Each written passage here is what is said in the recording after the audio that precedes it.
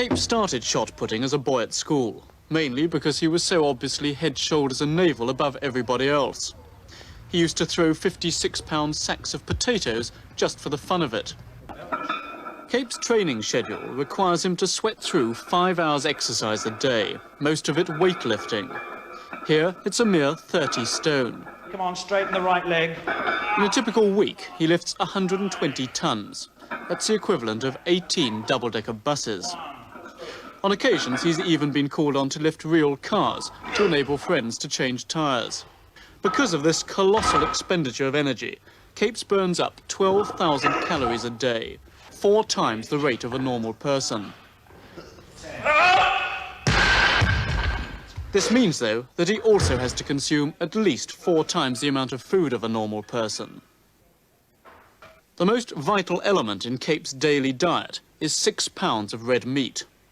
In addition, every day he gets through 1.5 pounds of cottage cheese, a pound of butter, a packet of cereal, 2 large loaves, a dozen eggs, a large tin of beans, 2 tins of pilchards, a pint of orange juice, and 7 pints of milk.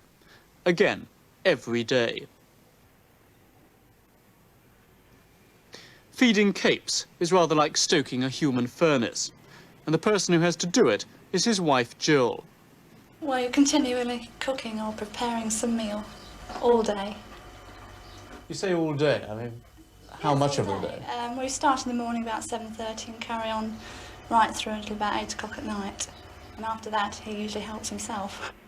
Now this we've got here, this is his lunch, is it? Yes, that's lunch, and after that he'll continue eating small meals, you know, nothing big, just continue eating all day. Say small meals, like what? Let's say about ½ pound of cheese he'll grill and eat that, you know, with bread. With food the price it is, no normal family budget could support the Capes' weekly shopping list. But fortunately, there are generous sponsors on hand to pay for most of it. The meat, which alone would cost £15 a week, is provided free by a national chain of butchers. The milk, too, is free.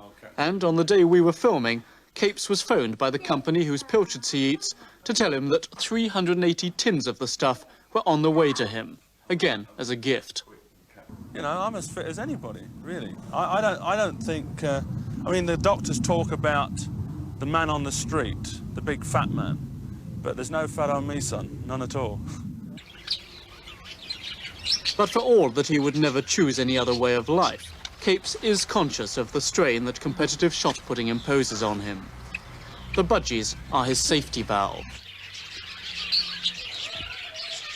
Thrashing around a bird cage with a budgie net is an unlikely activity for an international athlete of Capes' size and strength. But if it weren't for his birds, Capes reckons he'd probably crack up. It's a question of relaxation from the hectic world of shot putting, really. You know, I mean, you travel all around the world.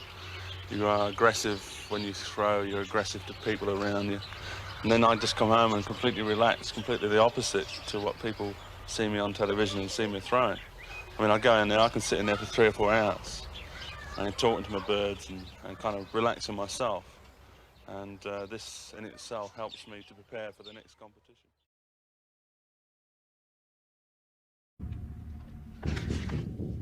I'll be back.